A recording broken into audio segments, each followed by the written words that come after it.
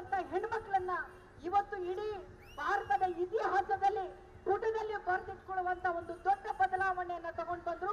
ಆ ಧರ್ಮದಲ್ಲಿ ನನ್ನ ಸಹೋದರರು ಕಷ್ಟಪಡ್ತಾ ಇದ್ರು, ಅವರಿಗೆ ತ್ರಿವಳಿ ತಲಾಖನ್ನ ತಂದುಕೊಟ್ಟಿದ್ದು ನಮ್ಮ ನರೇಂದ್ರ ಮೋದಿ ಅವರು. ಅಷ್ಟು ಮಾತ್ರವಲ್ಲ, ಈ ಭಾರತಕ್ಕೆ ರಾಷ್ಟ್ರಪತಿಗಳನ್ನಾಗಿ ಅಬ್ದುಲ್ ಕಲಾಂ ಅವ್ರನ್ನ ಮಾಡಿದ್ದು ನಮ್ಮ ಭಾರತೀಯ ಜನತಾ ಪಾರ್ಟಿ ಅನ್ನೋದನ್ನ ನಾವು ಯಾವತ್ತೂ ಮರೆಯೋದಿಲ್ಲ. ಹಾಗೆ ಈ ಭಾಗದಲ್ಲಿ ಒಬ್ಬ ಮಹಿಳೆ ನಿಂತಿರೋದು ನನಗೆ ತುಂಬಾ ಗೌರವ ತಂದಿದೆ. ನಾರಿಯ ಶಕ್ತಿಯ ಬಗ್ಗೆ, ನಾರಿಯರು ಈ ದೇಶವನ್ನ ಮುನ್ನಡೆಸಬೇಕು ಅನ್ನೋದು ನರೇಂದ್ರ ಮೋದಿ ಅವರ ಆಸೆ. ಬಹುಶಃ ಭಾರತದಲ್ಲಿ ಮಹಿಳೆಯರಿಗೆ ರಕ್ಷಣೆ ಬೇಕು ಅಂತ ಕೇಳುವಂತ ಸಮಯದಲ್ಲಿ ಇಡೀ ಭಾರತವನ್ನ ರಕ್ಷಣೆ ಮಾಡುವಂತ ಶಕ್ತಿ ಮಹಿಳೆಗಿದೆ ಅಂತ ನಮ್ದವರು ನಮ್ಮ ನರೇಂದ್ರ ಮೋದಿ ಅವರು. ಈ ದೇಶದ ರಕ್ಷಣಾ ಸಚಿವರನ್ನಾಗಿ ಒಬ್ಬ ಮಹಿಳೆಯನ್ನ ಮಾಡಿದ್ರು. ಇವತ್ತಿನ ರಾಷ್ಟ್ರಪತಿಗಳು ಒಬ್ಬ ಮಹಿಳೆ ಆಗಿದ್ದಾರೆ. ಇಡೀ ದೇಶವೇ ಆಕೆಗೆ ಆದ ಕೂಡಲೇ ವಿರೋಧ ಪಕ್ಷದವರು ಮಹಿಳೆಯರ ಬಗ್ಗೆ ಮಾತಾಡಿದ್ದನ್ನು ನಾನು ಕೂಡ ಕೇಳಿದ್ದೀನಿ. ಮಹಿಳೆಯನ್ನ ಗೌರವಿಸಬೇಕು ಸ್ವಾಮಿ. ನಮ್ಮ ಮನೆಯಲ್ಲಿರುವಂತ ಮಹಿಳೆ ಎಲ್ಲ ರಂಗದಲ್ಲೂ ಇರಬೇಕು. ಯಾವುದೇ ಉದ್ಯೋಗವಾಗಿರ್ಲಿ, ಅದು ರಾಜಕಾರಣವಾಗಿರ್ಲಿ, ಅಲ್ಲಿ ಕೂಡ ಮಹಿಳೆಯರು ಮುಂಚೂಣಿಯಲ್ಲಿ ಬರಬೇಕು ಅನ್ನುವಂತ ಮನಸ್ಥಿತಿ ಇರುವಂತ ಪಕ್ಷ ನಮ್ದು. ಹಾಗಾಗಿ ಯಡಿಯೂರಪ್ಪನವ್ರು ಏನ್ ಮಾಡಿದ್ರು, ಅವ್ರ ಅಧಿಕಾರಕ್ಕೆ ಬರ್ತಿದ್ದಂಗೆ ಬಣ್ಣ ಬಣ್ಣದ ಆಮಿಷಗಳು, ನಿಮಗೆ ಕರೆಂಟ್ ಕೊಡ್ತೀವಿ, ಫ್ರೀ ಆಗಿ ಬಸ್ ಟಿಕೆಟ್ ಕೊಡ್ತೀವಿ, ಈ ರೀತಿ ಎಲ್ಲ ವಿಚಾರಗಳು ಹೇಳ್ಕೊಂಡು ಕೈಯಲ್ಲಿ 2,000 ರೂಪಾಯಿ ಕೊಡ್ತೀವಿ ಅಂತ ಹೇಳಿ ನಿಮ್ಮ ಹತ್ರ ಮತ ತಗೊಳಕ್ ನೋಡ್ತಾ ಇದ್ದಾರೆ. ಆದ್ರೆ ನಿಮಗ್ ಗೊತ್ತಿರ್ಲಿ, ಯಾವುದೇ ಒಂದು ಯೋಜನೆಗಳು ಕೊಟ್ರೆ ಅದು ರಕ್ಷಣೆ ಮಾಡ್ಬೇಕೆ ಹೊರತು ಕೇವಲ ಆಕರ್ಷಣೆಗಾಗಿರ್ಬಾರ್ದು. ಇಲ್ಲಿಂದ ಮತದಾರರು ಅದನ್ನು ಸೂಕ್ಷ್ಮವಾಗಿ ಯೋಚನೆ ಮಾಡಿ. ಕಾಂಗ್ರೆಸ್ನವರು ಗರೀಬಿ ಹಟಾವೋ ಅಂದ್ರು. ಯಾವ ಕಾಲದಲ್ಲಿ? ಇಂದಿರಾ ಗಾಂಧಿ ಅವ್ರ ಕಾಲದಲ್ಲಿ ಗರೀಬಿ ಹಟಾವೋ ಅಂದ್ರು. ಅವ್ರ ಮೊಮ್ಮಗನೂ ಇವತ್ತು ಗರೀಬಿ ಹಟಾವೋ ಅಂತಿದ್ದಾನೆ. ಅಂದ್ರೆ 60-70 ವರ್ಷದಲ್ಲಿ ಗರೀಬಿ ಹಟಾವೋ ಆಗ್ಲಿಲ್ಲ. ನರೇಂದ್ರ ಮೋದಿ ಅವರು ಅಧಿಕಾರಕ್ಕೆ ಬಂದ 5 ವರ್ಷದಲ್ಲಿ ಇಡೀ ಭಾರತದಲ್ಲಿ 25 ಕೋಟಿಗೂ ಹೆಚ್ಚು ಜನಸಂಖ್ಯೆಯನ್ನ ಬಡ ರೇಖೆಯಿಂದ ಆಚೆ ತಗೊಂಡು ಬಂದಿದ್ದಾರಲ್ಲ, ಅದಲ್ವಾ ನಿಜವಾದ ಗರೀಬಿ ಹಟಾವೋ ಅಂದ್ರೆ?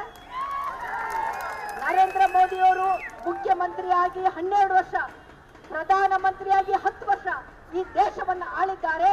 ಆದ್ರೆ ಇಲ್ಲಿರುವಂತ ಎಷ್ಟೋ ಶಾಲೆ ಹಾಕೊಂಡಿರುವಂತ ಭಾರತೀಯ ಜನತಾ ಪಾರ್ಟಿಯವ್ರ ಕಾರ್ಯಕರ್ತರಿದ್ದೀರಲ್ಲ, ನೀವೆಲ್ಲರೂ ತಲೆ ಎತ್ತಿ ಎಲ್ಲರ ಹತ್ರ ಮತ ಕೇಳಬಹುದು ಸ್ವಾಮಿ. ಯಾಕೆ ಅಂದ್ರೆ ಇಷ್ಟು ವರ್ಷಗಳಲ್ಲಿ ಒಂದೇ ಒಂದು ಭ್ರಷ್ಟಾಚಾರ ಮಾಡಿದಂತ ಆರೋಪ ನರೇಂದ್ರ ಮೋದಿ ಅವರು. ಭ್ರಷ್ಟಾಚಾರದ ಆರೋಪದ ಮೇಲೆ ಬೇಲಲ್ಲಿ ನಿಂತಿರೋರೆಲ್ಲ ಇವತ್ತು ನಾವೇ ಶ್ರೇಷ್ಠರು ಅಂತ ಮಾತಾಡ್ತಾ ಇದ್ದಾರೆ. ನೀವು ಸೂಕ್ಷ್ಮವಾಗಿ ಈ ಸಾರಿ ಭಾರತೀಯ ಜನತಾ ಪಾರ್ಟಿಗೆ ಮತ ಹಾಕಬೇಕು.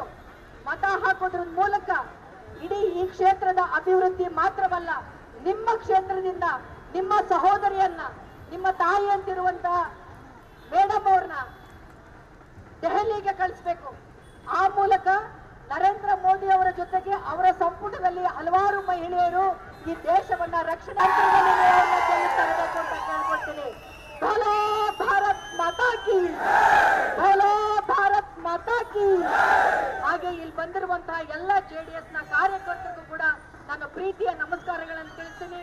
ಇಷ್ಟೊತ್ತು ಬಿಸಿಲಲ್ಲಿ ನೀವು ನಿಂತಿದ್ದೀರಾ ಅಣ್ಣ. ಎಲ್ಲರೂ ಹೇಳ್ತಾರೆ ಚುನಾವಣೆ 2 ದಿನದಲ್ಲಿ ಗೇಮ್ ಚೇಂಜ್ ಆಗ್ಬಿಡುತ್ತೆ ಅಂತ. ಬಹುಶಃ ಇಲ್ಲಿರುವ ಎಲ್ಲ ಪ್ರಜ್ಞಾವಂತ ಭಾರತೀಯ ಮತದಾರರು ನೀವು ಹಾಕುವಂತ ಓಟು ಕೇವಲ ಒಂದು ಪಕ್ಷಕ್ಕಲ್ಲ, ಒಂದು ಅಭ್ಯರ್ಥಿಗಲ್ಲ, ಭಾರತದ ಗೆಲುವಿಗಾಗಿ ನೀವು ಈ ಸರಿ ಓಟ್ ಹಾಕಬೇಕು. ಕನ್ನಡದ ಗುರುತಿಗೆ ನೀವು ಓಟ್ ಹಾಕ್ಬೇಕು. ಹಾಕ್ತಿರಲ್ವಾ? ನಮಗೆ ಹೆಮ್ಮೆ ಇದೆ. 500 ವರ್ಷಗಳಿಂದ ನಾವು ಕನಸನ್ನು ಕಾಣ್ತಾ ಇದ್ವಿ. ಅಯೋಧ್ಯೆಯಲ್ಲಿ ರಾಮನ್ನ ಕೂರಿಸಿದ್ದಾಯ್ತು. ಇನ್ನು ಮುಂದಿರುವ ಕೆಲಸ ಏನು? ಅಯೋಧ್ಯೆಯಲ್ಲಿ ರಾಮನ ಕೂರಿಸಿದ್ದಾಯ್ತು. ಭಾರತದಲ್ಲಿ ರಾಮರಾಜ್ಯ ಬರೋದು ಒಂದೇ ಬಾಕಿ ಇದೆ. ಭಾರತ್ ಮಾತಾ ಕಿ, ಭಾರತ್ ಮಾತಾ ಕಿ, ಒಂದೇ. ನಮಸ್ಕಾರ, ಕರ್ನಾಟಕ ಪ್ರೈಮ್ ಟೈಮ್ಗೆ ಸ್ವಾಗತ. ನಾನು ಜಯಪ್ರಕಾಶ್ ಶೆಟ್ಟಿ. ಇಡೀ ಕರುನಾಡು ಇವತ್ತು ರೆಬೆಲ್ ಆಗಿ ನಿಂತಿದೆ. ಈ ಹಗರಣಗಳನ್ನು ಸದನದಲ್ಲಿ ಪ್ರಸ್ತಾಪ ಮಾಡಲು ಕೂಡ ಕಾಂಗ್ರೆಸ್ ಹಿಂದೇಟು ಹಾಕಿದ್ದೇಕೆ? ನಿಮ್ಗೆ ಸಂಬಳ ಅದಕ್ಕೆ, ನಿಮಗೆ ವಾಹನ ಅದಕ್ಕೆ, ನಿಮಗೆ ವೆಪನ್ ಅದಕ್ಕೆ, ನೀವು ಅದನ್ನು ಸೆರೆ ಹಿಡಿಬೇಕಾಗಿತ್ತು. ನೀವು ವಿದ್ಯುತ್ ಬರ ಇದೆ ಅಂತ ಹೇಳ್ತಾ ಇದ್ದೀರಿ. ಎಲ್ಲಿ ಬರ ಇದೆ ನೀವು ಹೇಳಬೇಕು. ಪಾಕಿಸ್ತಾನ್ ಆಕ್ಯುಪೈಡ್ ಕಾಶ್ಮೀರ್ ಅದು ಎಂದೆಂದಿಗೂ ನಮ್ಮದು. 40 ಮೆಷಿನ್ಗಳು ತಂದಿತ್ತು ನೋಟ್ ಎಣಿಸುವುದಕ್ಕೆ, ಅದೇ ಹಾಳಾಯಿತು. ಮಥುರಾದ ಗಲಾಟೆ ಇದೆಯಲ್ಲ, ಅದು ಸ್ಥಳೀಯವಾಗಿ ಕೂತು ಪರಿಹರಿಸಬಹುದಾದಂಥ ಕಾನೂನಿದೆ. ಗ್ಯಾರಂಟಿ ಯೋಜನೆಯಿಂದ ನಷ್ಟ ಆಗಿದೆ, ಲಾಭ ಆಗಿದೆ, ದಯವಿಟ್ಟು ಹೇಳಿ. Dawood Ibrahim most wanted criminal ಯಾವಾಗಾದ ಅಂದರೆ ಇಲ್ಲಿ ತನಕ ಭಾರತ ದೇಶದಲ್ಲಿ ಓರ್ವ ದಲಿತ ಪ್ರಧಾನಿಯಾದಂಥ ಇತಿಹಾಸವೇ ಇಲ್ಲ. ರಿಪಬ್ಲಿಕ್ ವರ್ಲ್ಡ್ ಆಪ್ ಇದು ಕೇವಲ ಅಪ್ಲಿಕೇಶನ್ ಅಲ್ಲ, ಸಮಗ್ರ ಸುದ್ದಿಗಳ ಸಂಪರ್ಕ ಮಾರ್ಗಕ್ಕೆ ಕ್ರಾಂತಿಕಾರಿ ಬದಲಾವಣೆ. ರಿಪಬ್ಲಿಕ್ ವರ್ಲ್ಡ್ ಆಪ್ ಕೇವಲ ಸುದ್ದಿ ಅಪ್ಲಿಕೇಶನ್ ಅನ್ನ ಪರಿಚಯ ಮಾಡ್ತಾ ಇಲ್ಲ, ಬದಲಾಗಿ ಡಿಜಿಟಲ್ ಸುದ್ದಿ ಬಳಕೆಯ ಹೊಸ ಯುಗಕ್ಕೆ ನಾಂದಿ ಹಾಡ್ತಾ ಇದೆ. ಇದೊಂದು ಬ್ರೇಕಿಂಗ್ ನ್ಯೂಸ್, ಪ್ರಭಾವಶಾಲಿ ಕಾರ್ಯಕ್ರಮಗಳಿಗೆ ಗಟ್ಟಿಯಾದ ವೇದಿಕೆ. ರಿಪಬ್ಲಿಕ್ ವರ್ಲ್ಡ್ ಅಪ್ಲಿಕೇಶನ್ ಈಗ ಲೈವ್ ಆಗಿದೆ.